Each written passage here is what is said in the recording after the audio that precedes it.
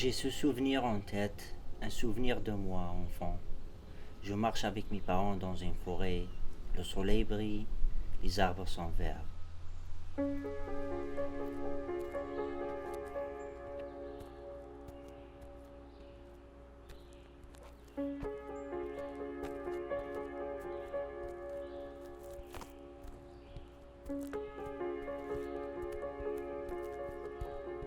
Je suis content alors, je mets à courir de plus en plus vite.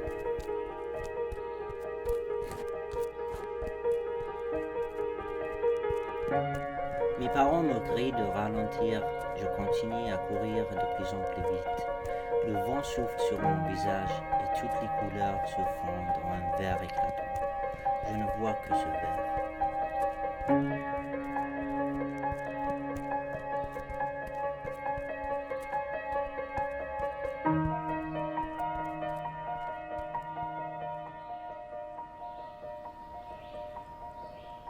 Je finis par atteindre une clairière au bord d'un lac.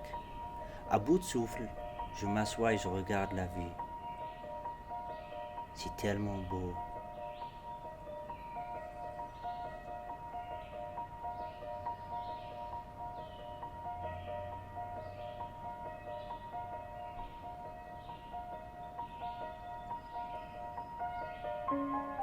Et ce n'est pas fini, me disait mon père quand j'étais enfant. Je pense à quel point ma vie sera merveilleuse.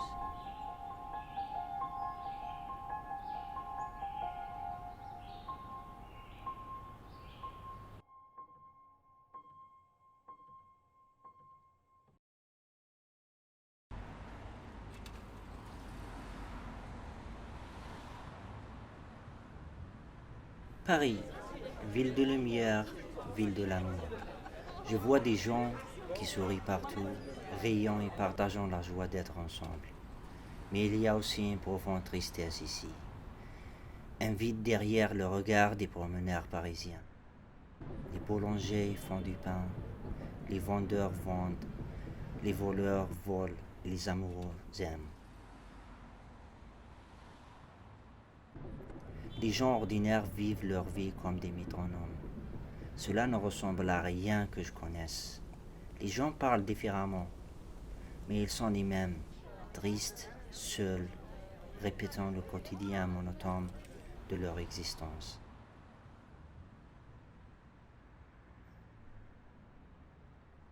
Je me demande si les gens sont les mêmes partout, portant seulement des habits différents.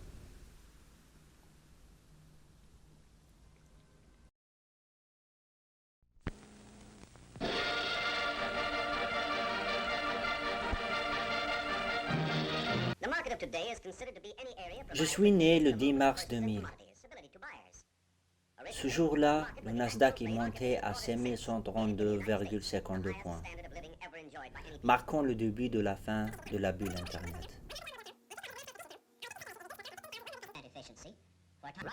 31 ans avant ma naissance, très exactement, James Earl Ray a plaidé coupable de l'assassinat de Martin Luther King Jr. 43 ans avant, Osama Ben Laden naissait.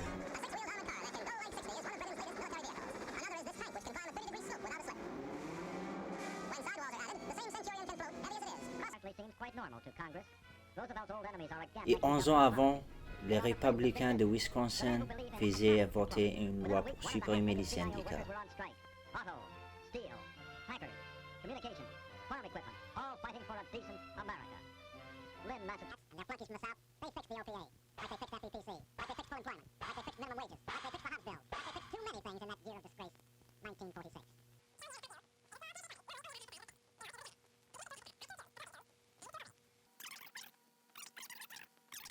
Environ 385 000 bébés sont nés ce jour-là.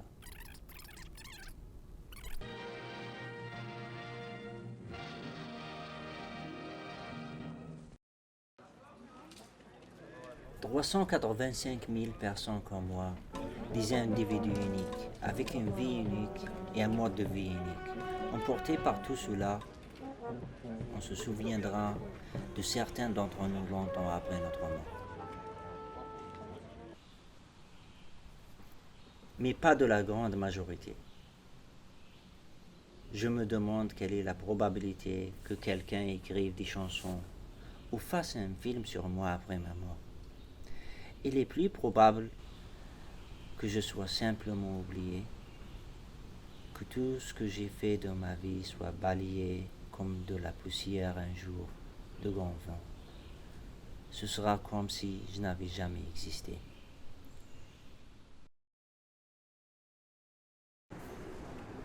En sortant de l'appartement aujourd'hui, je vois un œuf d'oiseau éclater sur le trottoir. Il a dû tomber d'un nid.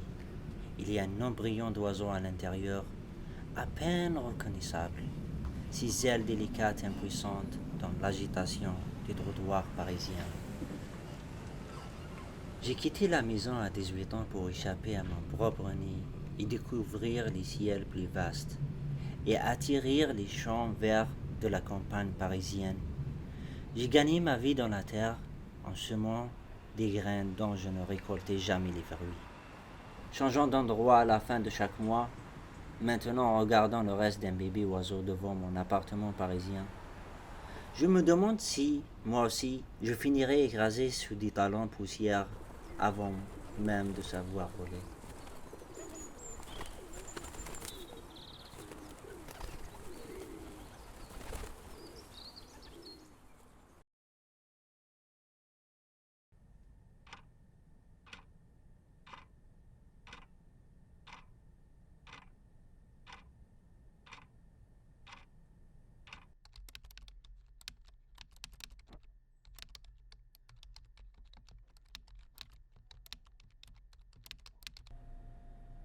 Tout est monotone. Atteindre la fin de ma journée de travail, avoir l'impression que je fais tout et rien à la fois. Qu'est-ce que je pourrais apprendre de nouveau pendant ces heures qui s'enfuient en rythme? Quel impact je pourrais avoir en restant en rythme quand même?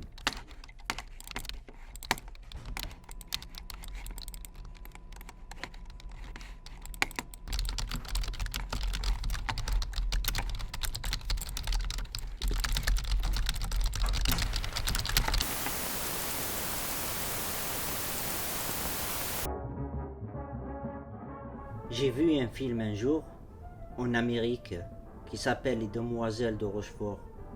Un mélange de couleurs éclaboussait chaque seconde de ce film. Tout le monde souriait et se mettait à danser et chanter à tout moment. On peut toujours trouver le véritable amour.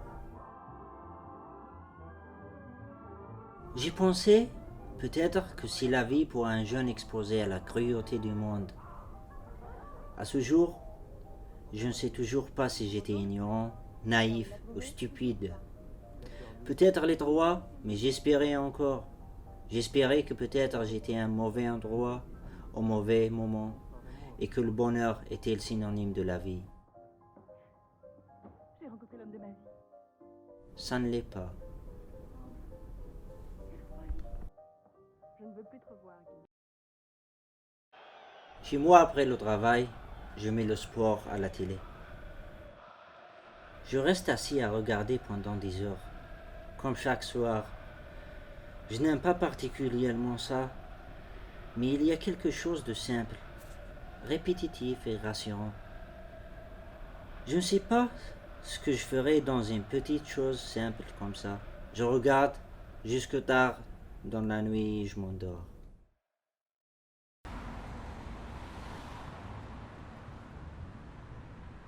Les matins sont tous pareils. Je réveille avec un mal de cou qui dure toute la journée. Chemise, pantalon, chaussettes, chaussures. Je me brosse les dents et je fais mon café et mes tartines. Je fais les mots croisés.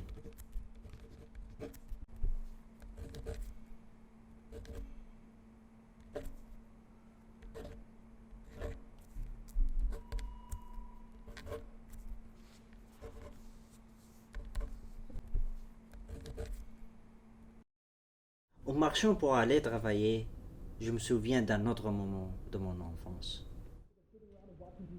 Like, I don't know, getting a fucking hobby like the rest of us. You enjoy like the big more. Fucking up It's really so unfair. I do everything for the cops. Without me, you have nothing. No food, no water, no electricity, nothing. Anybody can get me what you need.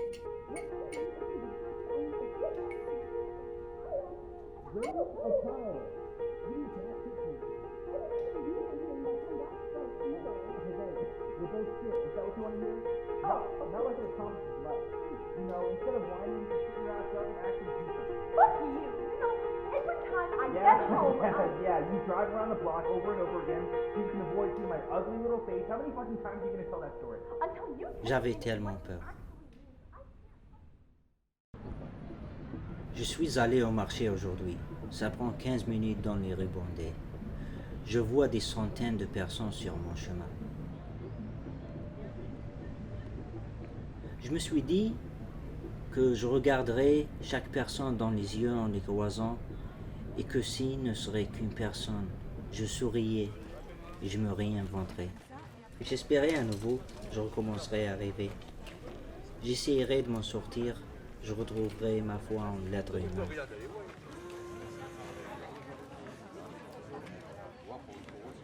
Personne ne m'a sauvé.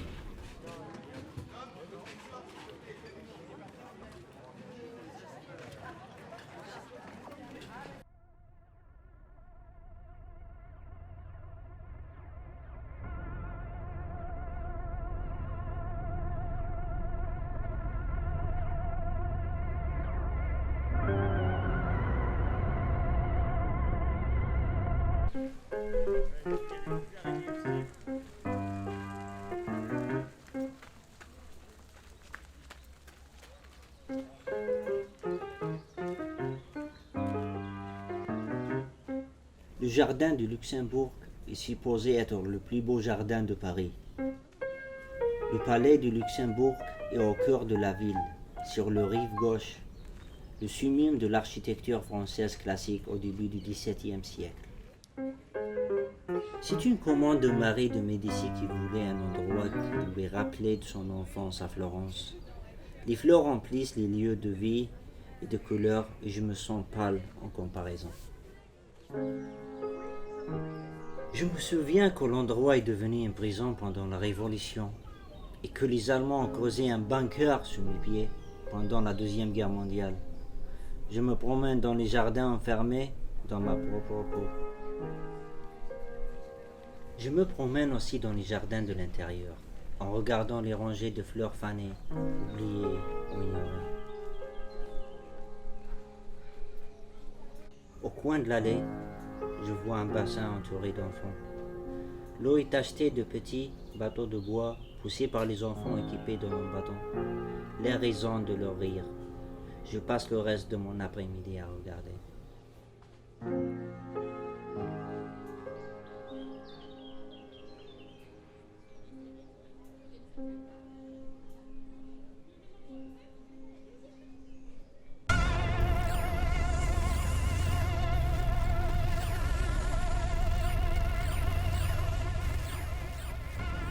Monotonie, tristesse, monotonie.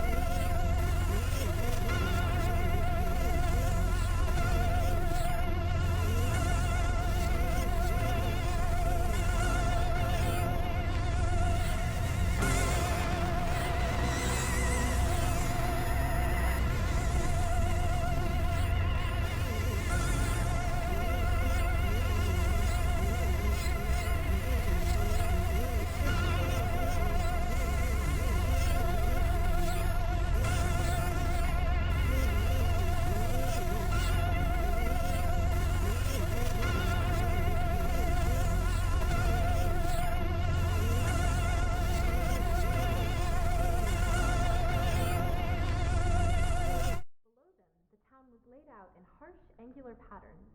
The houses on the outskirts were all exactly alike, small square boxes painted gray. Each had a small rectangular plot of lawn in front, with a straight line of dull-looking flowers edging the path to the door. Meg had a feeling that if she could count the flowers, there would be exactly the same number for each house. In front of all the houses, children were playing. Some were skipping rope, some were bouncing balls. Meg felt vaguely that something was wrong with their play. It seemed exactly like children playing around any housing development at home, yet there was something different about it.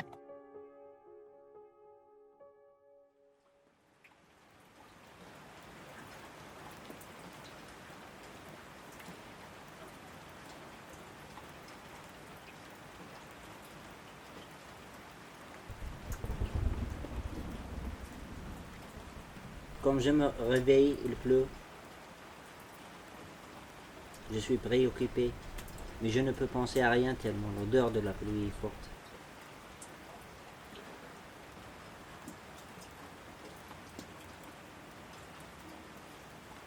Je me brosse les dents comme d'habitude. Je fais mes tartines comme d'habitude. La pluie bat son plein et je crois que j'entends le bonheur au loin. Pensées et souvenirs se bousculent de plus en plus vite sans que je puisse les arrêter, dominés par l'odeur de la pluie.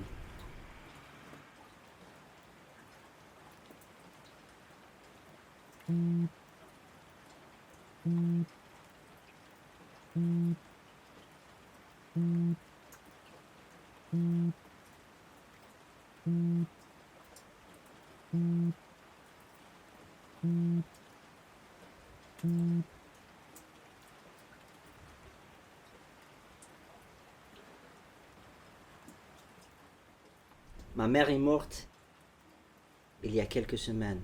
Je me suis fait dépister pour la maladie qui l'a tuée. Je ne lui avais pas parlé depuis 4 ans.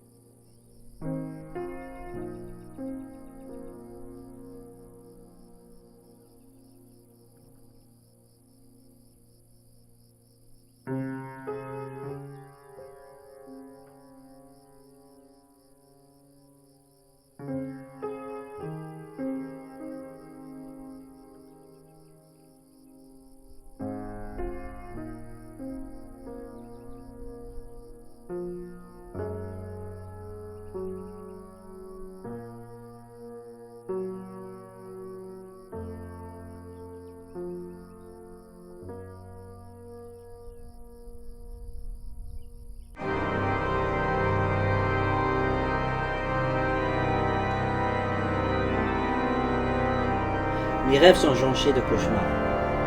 Pour la première fois depuis des années, je faisais des cauchemars enfants, mais ils ont disparu en grandissant. Je suis chassé par des monstres et des démons. Mais ce n'est pas plus effrayant être seul et effrayant. Je vois ma mère pleine d'espoir. Je veux lui dire quelque chose, mais je ne trouve pas les mots. Alors j'attends simplement la fin du cauchemar.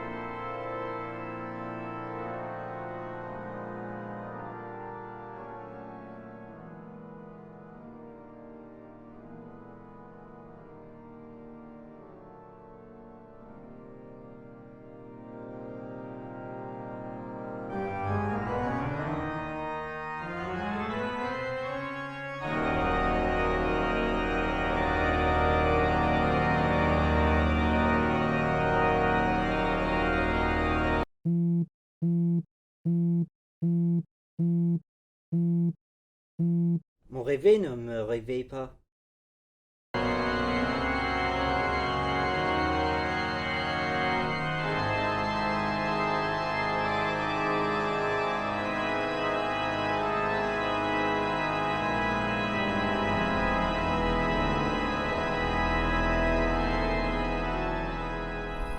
À la fin, je vois des arbres, calmes, paisibles, malgré la tempête. Alors seulement, je me réveille.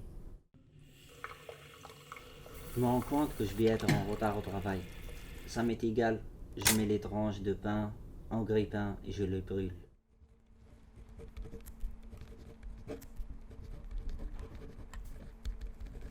Ma chemise est en loque et elle se déchire quand je la mets.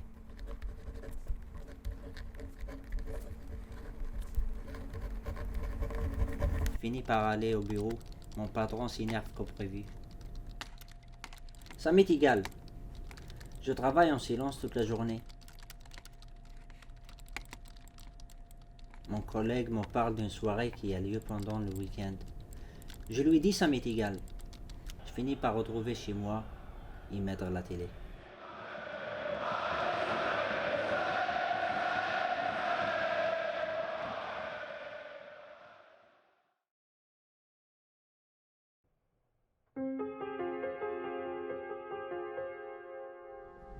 Je conduis sans savoir où je vais.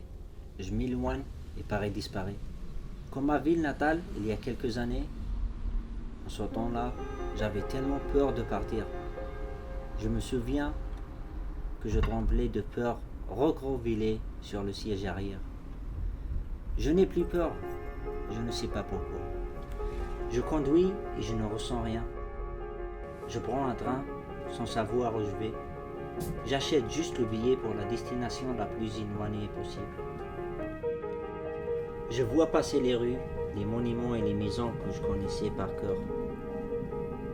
Sans y penser,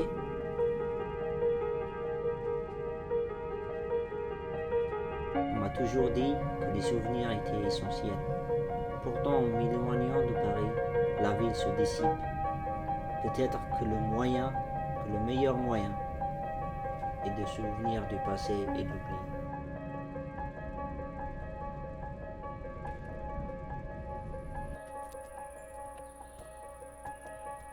J'arrive dans des villes que je ne connais pas, dans un coin de France que je ne connais pas. Sans savoir tout à fait ce que je fais, je commence à marcher, sentant le vent souffler sur mon visage. Et je me mets à courir.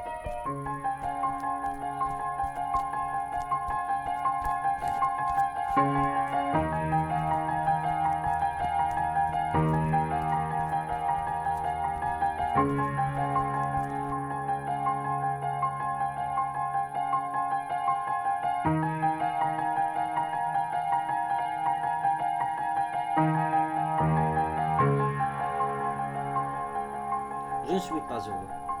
Je ne le serai peut-être jamais. Mais c'est une belle journée.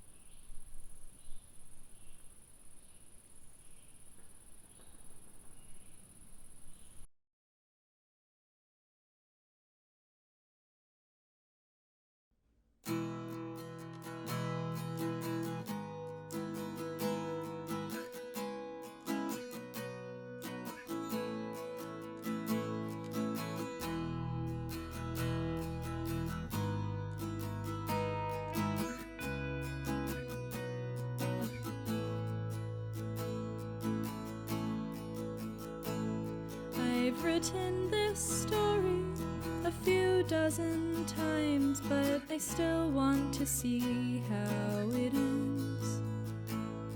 You're scared to be open. I'm scared 'cause I'm blind, yet I'm here asking to make amends. I was silly and slow in easier days, but I don't see the point anymore. It's all you can do, so I'll take you this way. Just don't make me wait one moment more. The gaze of this town made you lucid and wise. You admit that you don't have a reason. Those years under searchlights brought gray to your eyes. I watched as they bloomed with the seasons. I wanna despise you for making me wait, but your rueful half smile looks something like fate. The first time I kissed you, you reached for my hand, so I know at that moment you wanted to land, but you won't learn to live past the fall.